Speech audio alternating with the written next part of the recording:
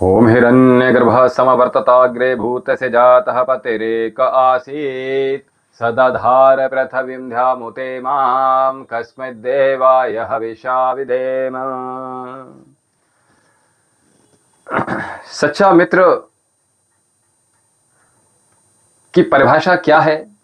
कौन सच्चा मित्र होता है? ये प्रश्न आज किसी साधक ने पूछा।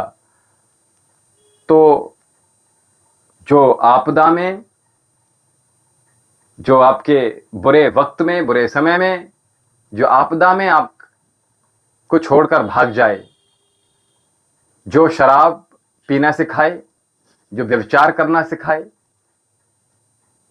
जो जुआ खेलना सिखाए, कुसंगतियों में कैसे क्या क्या चीजें होती हैं वो आपके जीवन में जोड़ता चला जाए, और अगर आपके जीवन में कोई कुसंगति है तो उसको दूर ना करे। और जो मित्र ऐसा अगर आपके पास है तो समझ लीजिए वो आपका मित्र नहीं है, बल्कि अगर हम ये कहें कि आपका मीठा लगने वाला आपका शत्रु है। तो ऐसे जो मित्र हैं वो तुम्हें भ्रष्ट, खोखला, पतित, कलंकित, दूषित, पतित, विकृत, खोटा, बेईमान, सड़ा हुआ, क्षत विक्षत करने का कार्य कर रहे हैं। ये मित्र एक भी हो सकता है, और ये मित्र और भी हो सकते हैं आपके जीवन में, जो तुम्हारी अच्छाइयों को समाज में प्रकट करे और तुम्हारे भीतर, तुम्हारे अंदर जो कुछ भी कमी है उसे समाज से छुपा कर रखे। वो सबसे कहता नहीं है तुम्हारी कमी को। ऐसा मित्र वो तुम्हारी कमी को मात्र तुमसे ही कहता है। तुम्हें, तुम्हारे भीतर अगर कोई कमी है तो उसे बताता है कि तुम्हारे भीतर ये कमी है, इसको सुधारो। तुम्हें निखारने का कार्य करता है, जो आपके गुणों को, आपके सद्गुणों को फैलाता है। जैसे मानो हवा में फूल की गंध को, जैसे हवा फूल की गंध को फैलाती है, दूर तक फैलाती है, और आपकी कमियों को वो छुपा लेता है। वो तुम्हारे अवगुणों को, तुम्हारे सम्मान पर वो अवगुणों को छुपा लेता है, और तुम्हारे सम्मान पर वो आंच नहीं आने देता। तुम्हारे सम्मान पर, अगर आपकी इज्जत पर, आपके मान पर अगर आंच आए तो वो इसकी चिंता करता है, वो परेशान हो जाता है। तो वो सच्चा मित्र है। ऐसे, और मैं हमेशा कहता हूं, मित्र बहुत अधिक नहीं बनाने की आवश्यकता है। मित्र एक ही बहुत अच्छा है, और अधिक से अधिक दो अथवा ज्यादा मित्र नहीं होते, वरना तो सब एंटरटेनमेंट, एंजॉयमेंट के लिए साथी की तलाश करते हैं, आनंद के पल की अनुभूति करने के लिए, बदमाशी करने के लिए, हुड़दंग पैदा करने के लिए, शोर शराबा करने के लिए, पार्टीज करने के लिए, घूमने फिरने के लिए, फालतू में गॉसिप करने के लिए।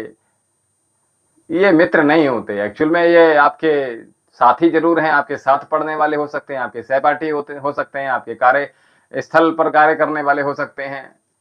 उनके साथ रहकर अगर कुछ आप अच्छा नहीं सीख पा रहे और आपको ये लग रहा है कि जीवन हमारा निरर्थक हो रहा है, जीवन में हमारे कोई उमंग नहीं बची, अब जीवन हमारा कुसंगति में फंसता चला जा रहा है, वो आपको देगा तो सुख, ये जीवन में याद रखना।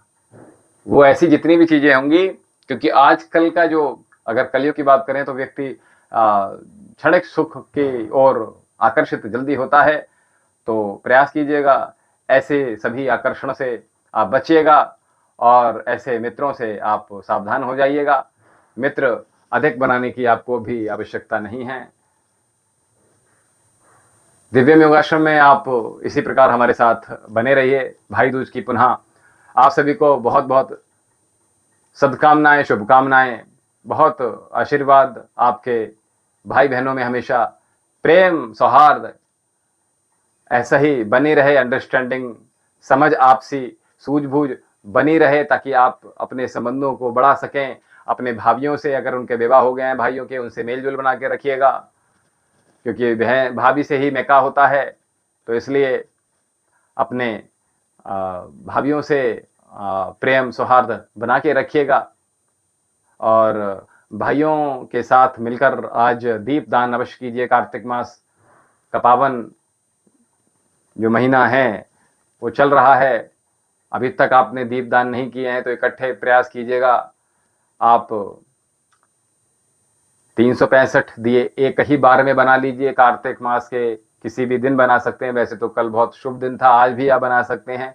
और साथ में भाई बहन दोनों मिलकर आकाश के नीचे, खुले आकाश के नीचे दीप अवश्य जलाइएगा, और दोनों मिलकर जलाइए, और एक दूसरे को दीप दान कीजिएगा, एक दूसरे को दीप गिफ्ट में दीजिएगा। और ताकि जब दीपक जब जब जलेंगे, आप वो दीपक, एक दीपक से लेकर आप कितने भी दीपक अपने भाई अथवा बहन को तोहफे में दे दीजिएगा।